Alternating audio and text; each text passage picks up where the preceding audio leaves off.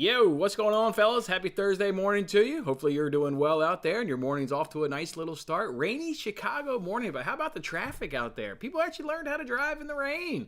Give them congratulations. People are doing better out there. Hey, let's make sure we kick off this show by make sure we recap yesterday in terms of the bets and what unfolded on yesterday. And then let's get into some bets for today, which could maybe be a little bit of a weird day. Soccer and hockey and maybe things that aren't happening right now. But again, let's just go ahead and jump on into that recap from yesterday where we get to ring the cash register. Yes, sir. We get to ring it at plus 2.56 units. Love it. Love to hear the cash register ring. What about that Davidovich-Fokina match where we thought each of those guys would both be able to win a set? And they would both be able to win a set, and they did that, right? They both won the second set. Davidovich-Fokina, we were kind of experiencing that one live right here during yesterday's show. The match didn't end up finishing, as we were all aware of, but DraftKings, as I showed out on Twitter, scored that one as a win. So love to see that right there. And that could be a reminder for you going forward. Do you want to maybe bet on, I know Saeed said Caesars voided it. Maybe you want to place your tennis bets on Caesars going forward for that insurance if you're on the other side of that where you had the player that, retired.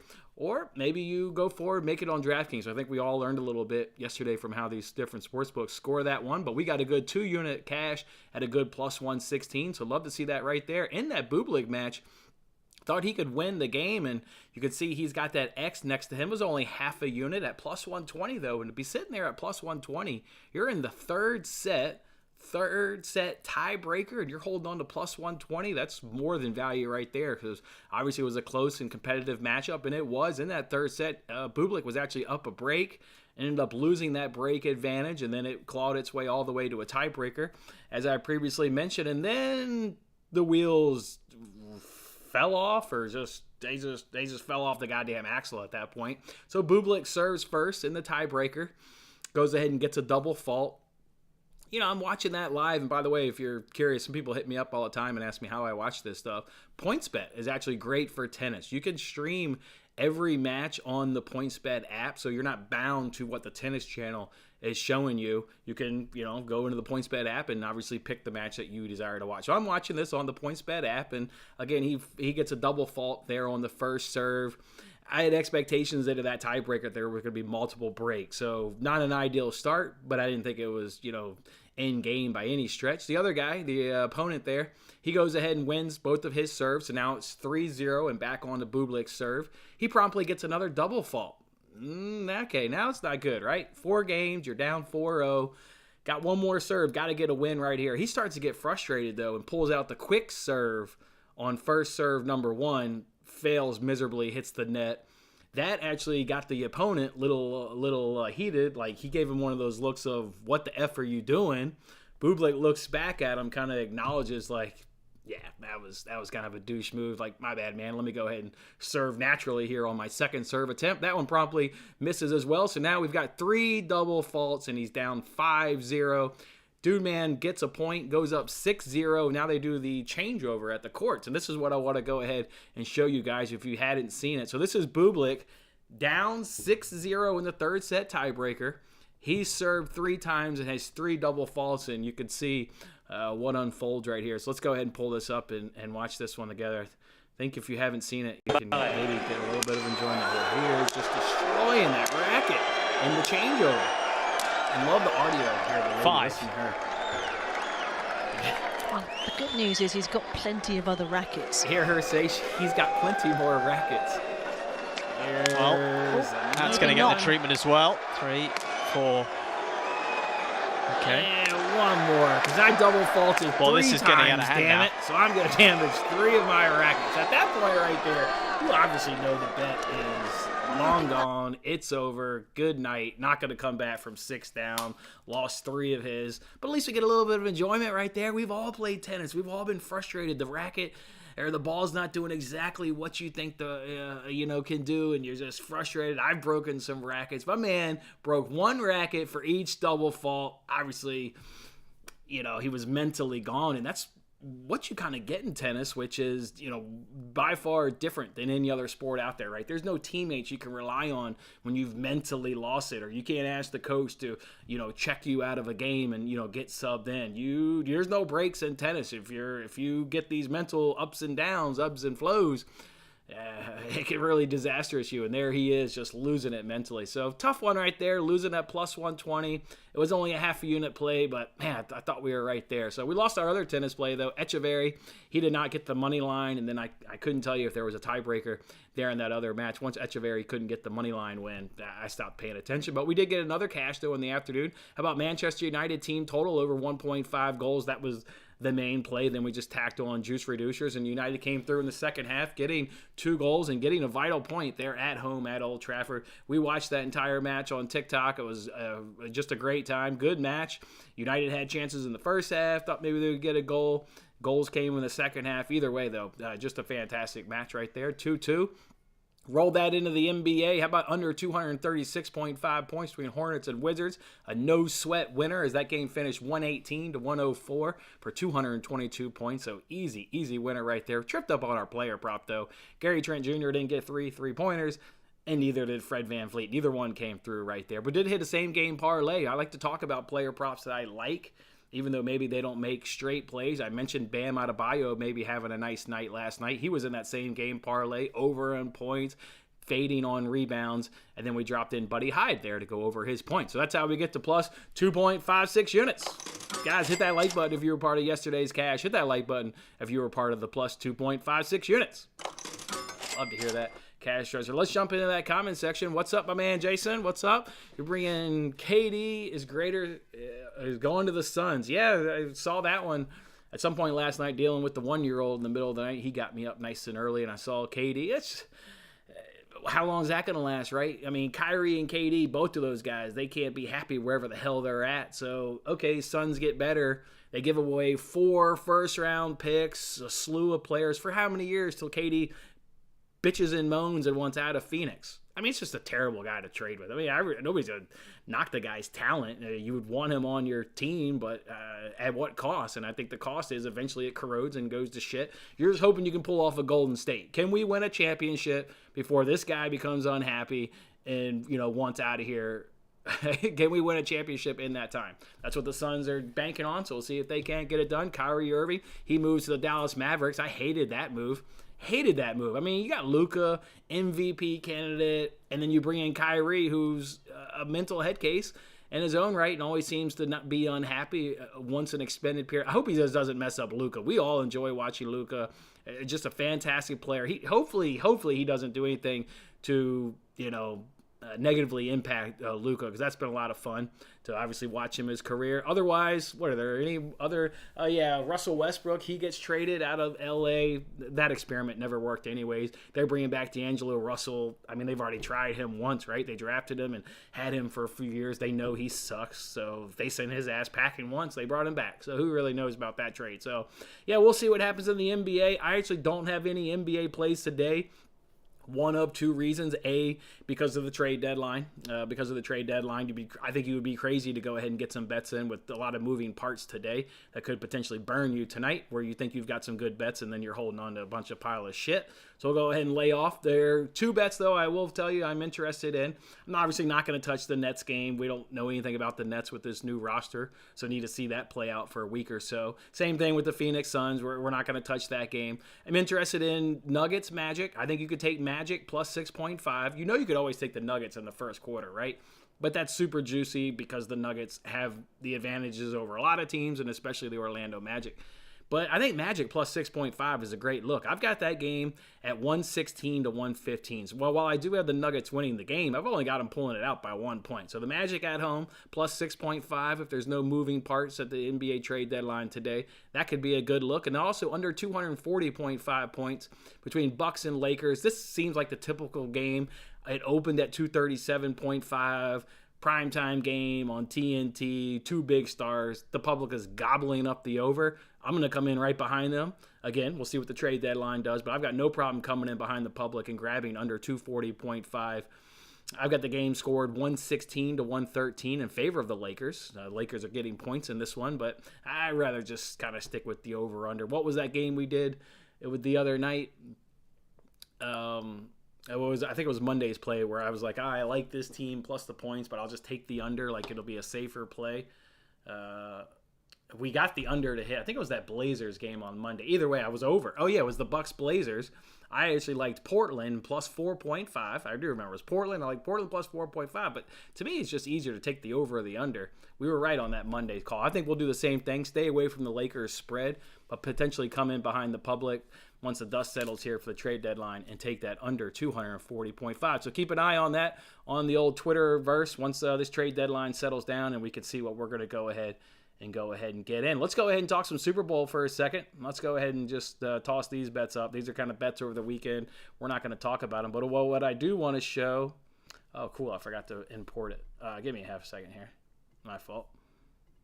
Let's go ahead and import this sucker. I want to go ahead and mention the free giveaway that we're going to go ahead and do, and this is not it. I'm giving you guys one day to go ahead and modify this. I've heard from you guys, whether you've reached out on Twitter, you've commented on the video. These are the legs you guys like as of now. Some of you have given me some additional legs, but because of PointsBet doesn't offer that, line, obviously it didn't make the same game parlay. But you guys have said you like Travis Kelce over his receptions. You guys have said you liked Hurts and Sanders to get a touchdown, and you guys have said you want, you guys really like Miles Sanders. A couple of you guys said most rushing yards. I just couldn't find those lines on PointsBet. But I did get him to get over 50, which was a recommendation by Fish. So as you can see right now, it pays 170. So what is that? We can do 3 people, maybe $50 each, and then maybe do another $20 same game parlay. Or you guys throw in some more legs. You got 24 more hours to throw in some more legs. Let me know what you guys like. This is the parlay for you guys. If it hits, we split it amongst the great supporters here of Winning Bet. So one more day, go ahead and drop in anything you like, and then we'll reveal what that parlay is on tomorrow's show, and everybody knows what they're rooting for. And that's how we'll do it. Let's hear what Cole's saying. Mariners do not know how to drive in the rain. It seems to be the pulse of America. They don't know how to do it. But damn, give those Chicagoans credit this morning. They seem like they know. The weather does suck. Yeah, it's not a good day, Corey, but it's cool, man. And every now and then you need a little rain, I guess. Ease was too tough on the cat. I don't know, man. Those two guys just can't seem to make either one of those damn players happy. Pacers foul, banned with 0.4 seconds left to hit the over. Ouch. Then the Warriors don't foul with 0.6 seconds left. The Blazers don't cover -3.5. That's the NBA, man. Sorry, Cole. Sorry, man. I'm sorry. Suns went all in for Chris Paul. Yep. Yeah. I don't know enough. Does PointsBet offer targets? No. At least I didn't see it. So that's why we got receptions on the suggestion of somebody else. But I didn't quite see that one. I'll go back and look there, Degent, but I didn't quite see it. All right, guys, we mentioned on today, so what are we going to go ahead and bet today? Well, no soccer today. There's only a couple of games in the Portuguese league, and that's not a league I really follow or really don't even really bet, so not going to obviously push it. Don't really like that. No NHL today. There are some matchup of guys we like, but I think we've been really good with the shots on goal target, just waiting for the good matchup of who the hell shoots a lot versus who allows a lot of shots. And while we do get the Flames in action today, a couple guys on that team we've backing a lot. While we do get maybe the Panthers in action today, they're not going up against teams that concede a lot of shots. And so I'm going to go ahead and lay off the NHL today. Just not going to force it, even though maybe we have been good with the NHL. So we'll stay off that. The NBA, again, I think it's kind of funny today. There's only 4 games. We've kind of talked about why I'm laying off of them as of now, but you also know what I'm kind of keeping an eye on. So just kind of watch me on Twitter and also watch, trade news. If you know something happens with the Nuggets, as the gent says, maybe they need to upgrade, then okay, maybe we go ahead and lay off. So we'll just kind of see. We do want to go ahead and bet some tennis, though. So let's go ahead and get some tennis bets up on this screen. We've got a couple there at the ATP Dallas. You've got Isner's match going first set over 10.5 games at -118 over on PointsBet. Just classic Isner match, right? He's played 9 sets so far in 2023. 6 of those 9 have gone to tiebreakers. You can look at his stats in 2022 and beyond. They don't change. That's what the guy does. Everything goes in a tiebreaker. You can't touch his serve. He can't break anybody worth damn. I mean, he won his first match here at Dallas 7-6, 7-6. I mean, everything just goes to a tiebreaker with this guy. So we'll bet him accordingly. First set over 10.5 games at +118. Give yourself a little bit of a breathing room should it go 7-5. But I fully expect it to actually go to the tiebreaker. And then they're down in Cordoba. We'll back the Cerandola brothers. Let's go ahead and take Francisco on the money line. He's going up against Federico, and Francisco's just better. Quite frankly, he's better. So there's a reason why he's favored to win the match. He is better. And then secondly, Francisco's been playing on court since the Australian Open. Been playing on clay.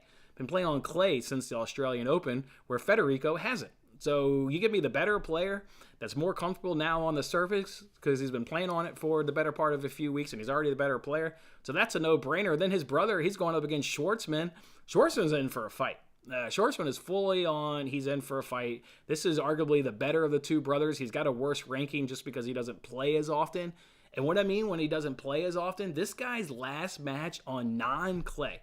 The last time he played a match on non-clay was March 2022. He just doesn't, he doesn't do the hardcore, doesn't do the grass court. The dude loves clay, and he whips ass on the clay. Is he going to beat Schwartzman?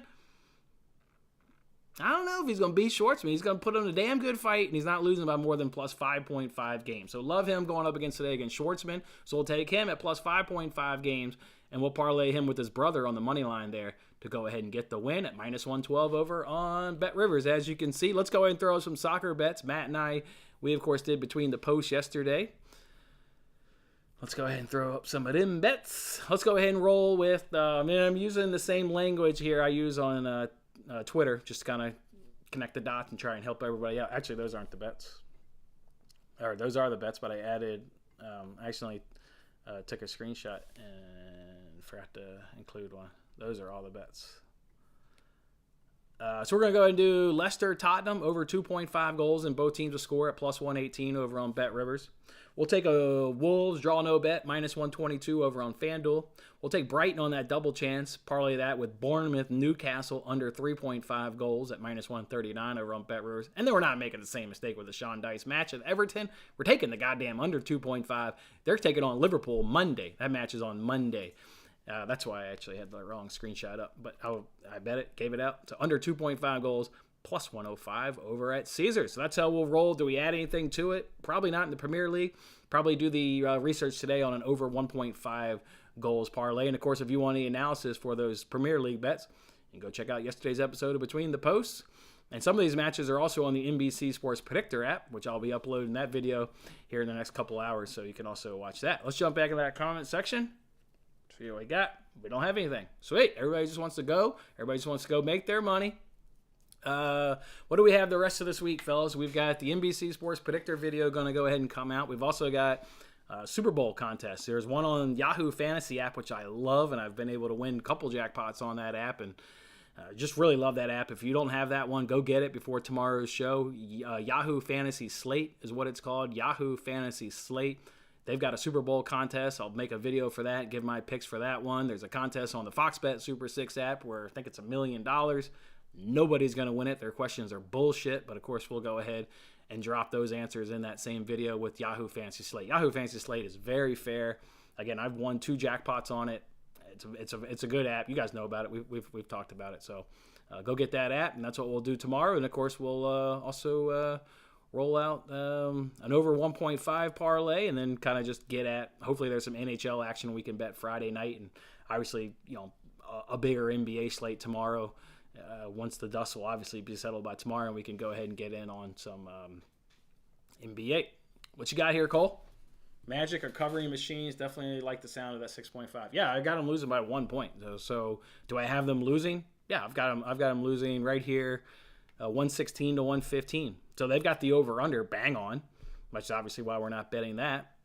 If there's no moving parts with the Nuggets and Magic, I'll go ahead and add Magic plus 6.5. That seems like a no-brainer bet. So I'll be right there with you, Cole. Let's see what this trade deadline brings us today.